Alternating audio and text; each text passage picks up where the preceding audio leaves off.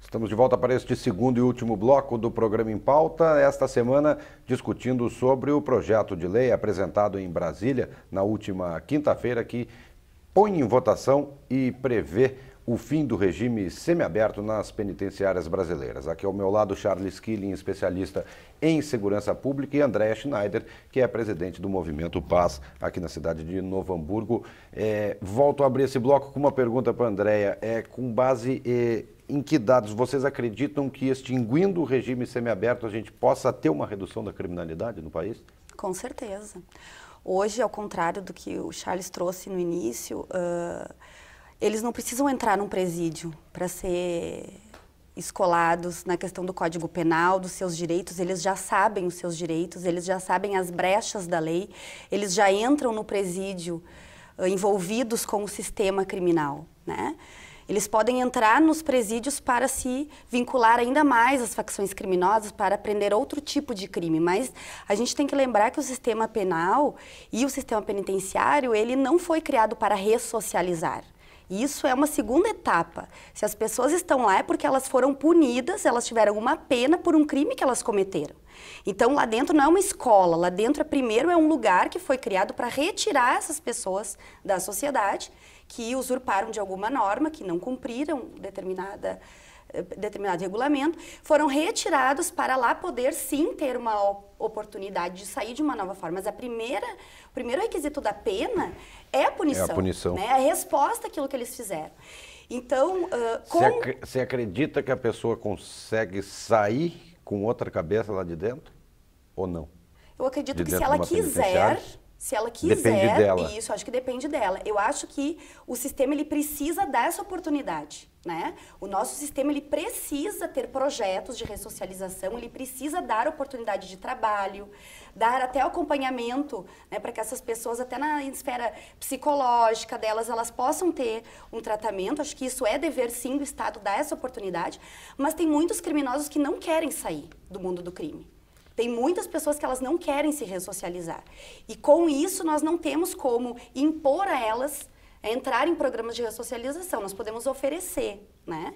Então o projeto, quando ele fala que o preso ele vai ficar, ao invés de 1/6, 2/3, ele já vai pensar diferente. Ó, se eu cometer esse tipo de crime que antes eu ficaria 1 ano, 1 ano e meio, agora eu vou ficar 3 anos. Então daqui a pouco eu vou ter que pensar de novo, porque o risco dele é um pouquinho maior. Hoje eles já fazem esse cálculo antes.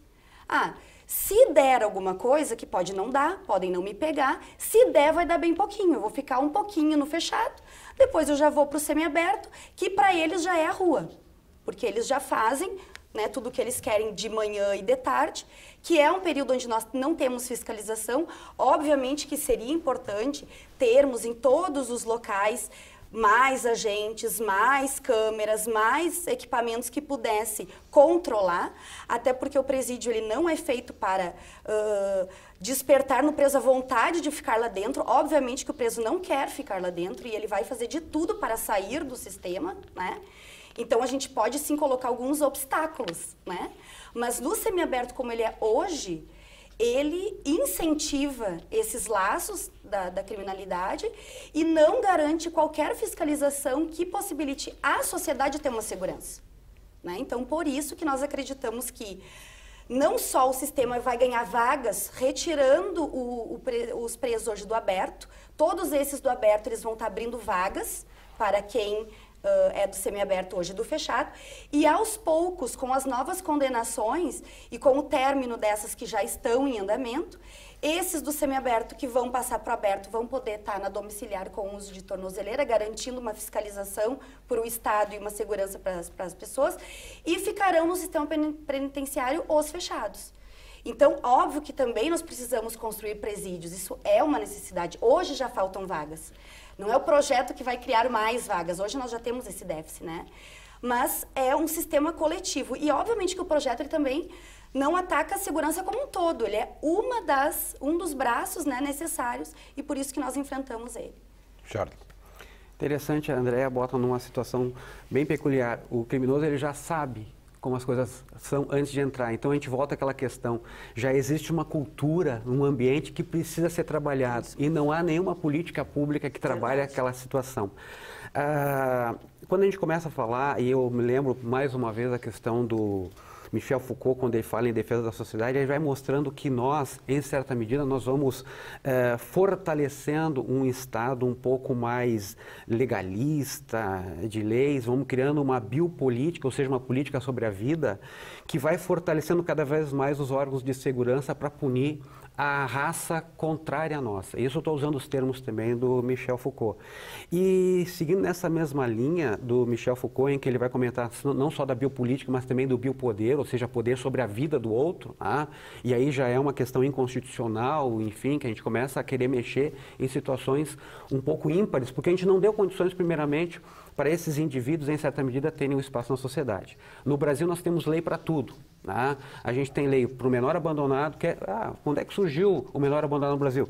A lei do ventre livre. O idoso abandonado, o idoso com maus tratos, lei do sexagenário.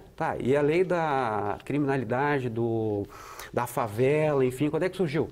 Infelizmente, o Estado não desenvolveu nenhuma política pública após a abolição da escravatura. E o que se faz com essa população? Se exclui ela. Bueno, no momento que a gente começou a excluir, que se criou essa cultura da exclusão, o que se faz com esse elemento agora que começa, em certa medida, lá naquele meio que não desenvolveu nenhuma proposta social, não sei o quê, se cria uma outra estrutura, como diz o Michel Foucault, e se exclui novamente ele. Bueno, como é que a gente vai conseguir, então, dar uma solução para isso aí tudo? Aí eu volto para uma questão da Hannah Arendt, porque como cientista a gente tem que buscar sempre os teóricos, para não ficar a opinião do Charles. A Hannah Arendt ela tem um livro bem interessante que fala sobre as origens do totalitarismo. Livro muito interessante para se entender também como é que as coisas foram constituindo em termos de norma, de lei. Ela pega a questão do nazismo e de outros estados, mas enfim, dos estados totalitários, em que as leis elas foram ficando cada vez mais duras, prendendo e excluindo pessoas indesejáveis da sociedade. Aí deu origem ao que deu. Nós chegamos numa Segunda Guerra Mundial.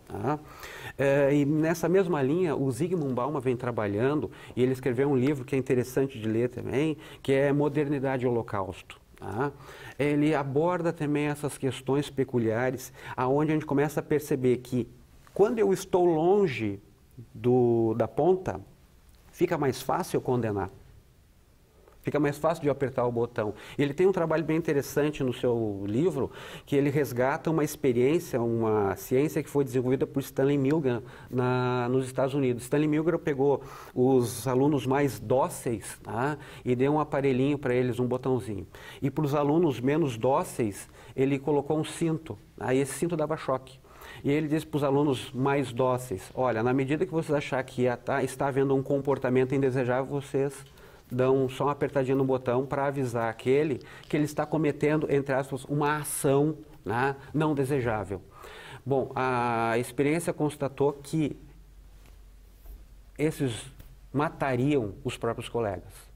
Ele teve que parar com a experiência. Isso está registrado no livro, está registrado nos Estados Unidos. O que acontece? Os mais dóceis. Nós temos que entender quais eram os componentes culturais desses, entre aspas, mais dóceis, que levavam a ter esta ação. O que leva o criminoso a surgir? Quais são as causas que dão origem à criminalidade no Brasil?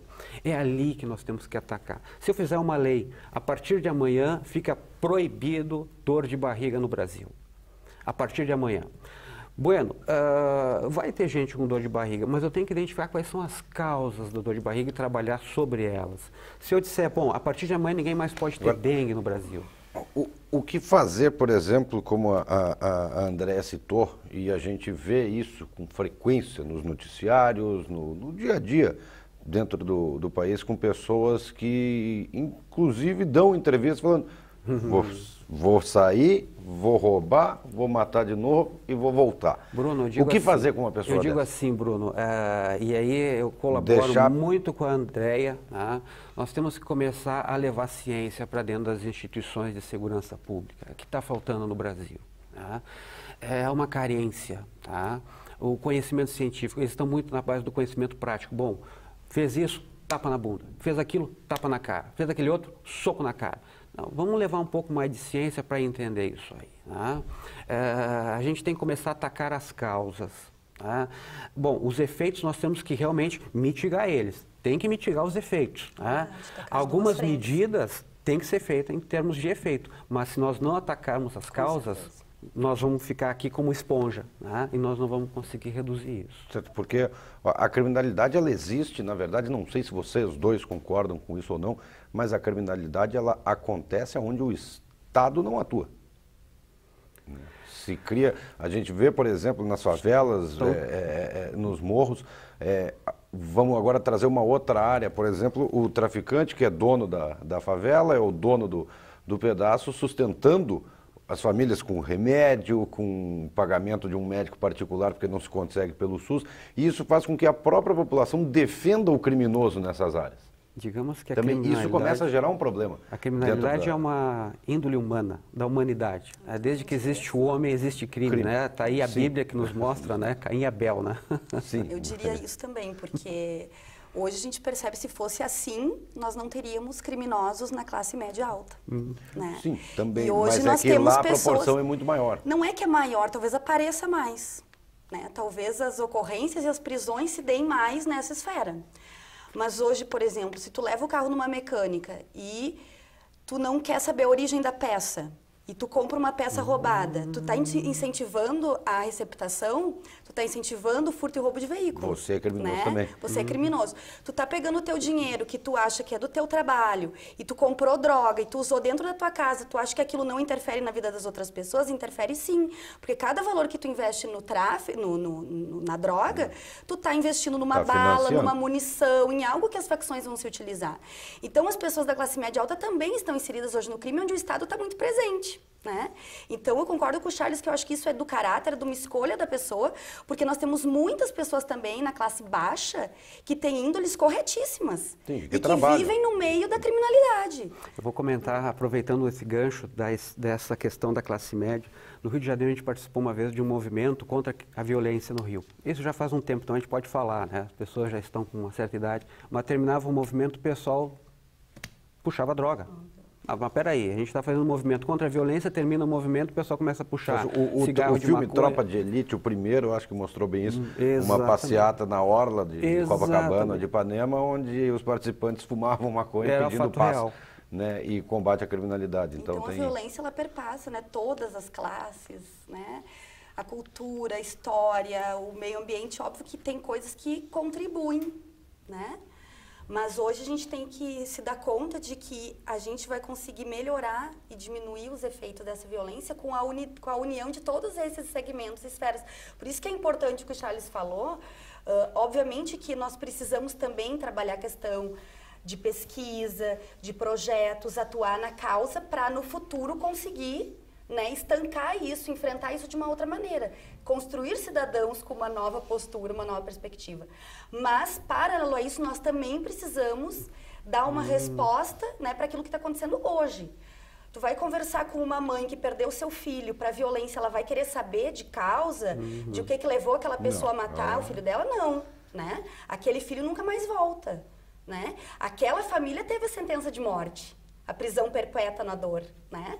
Então, óbvio, são coisas paralelas. Então, o projeto, ele traz uma questão pontual para uma necessidade que nós estamos enfrentando agora e, quiçá, no futuro nós poderemos discutir como libertar um pouquinho mais o sistema, como dar algumas outras oportunidades também para essas pessoas.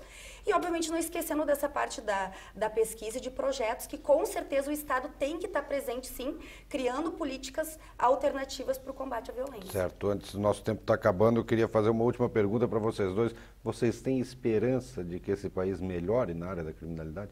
Alguma chance da gente melhorar? Ou a tendência, pelo que a gente vê dia após dia, é de pior? É de pior, Bruno. Eu, sinceramente, não vejo porque não existe nenhuma ação do governo, do Estado, nós também somos Estado, né, de buscar ciência, de buscar conhecimento, de buscar método, de buscar teorias para aplicar, tanto na questão de uma nova lei, para mitigar, que aí seria um processo de choque de gestão, fazer a lei e trabalhar as causas. Tá? Se a gente trabalhar só numa ponta, sabe, vai continuar surgindo. A gente tem que fazer um choque de gestão. Tá? E não há interesse para isso, não há tempo para isso. Certo. André, quer encerrar? Dando uma resposta a essa pergunta, você tem esperança? Eu com certeza tenho esperança, por isso que estou nessa luta, né? Trabalho de forma voluntária, assim como todos os parceiros do movimento, as entidades, buscando dialogar com todas as forças de segurança, em todas as esferas também, municipal, estadual e federal. E eu creio que é necessário sim esse choque e creio que ele só vai acontecer a partir do envolvimento da sociedade. Esperar só do poder público, aí as minhas esperanças já estariam acabadas. Mas quando a sociedade se envolve e ela provoca essa mudança, eu acredito sim que é possível. Tá certo. Charles, André, queria agradecer a presença de vocês aqui no Em Pauta, discutindo sobre esse assunto. Obrigada. Infelizmente, o nosso tempo acabou, mas, mais uma vez, obrigado pela participação de vocês. Obrigado. Obrigada. Tá certo. O Em Pauta desta semana fica por aqui. A você que nos acompanhou, obrigado pela audiência. A gente volta na semana que vem. Até lá.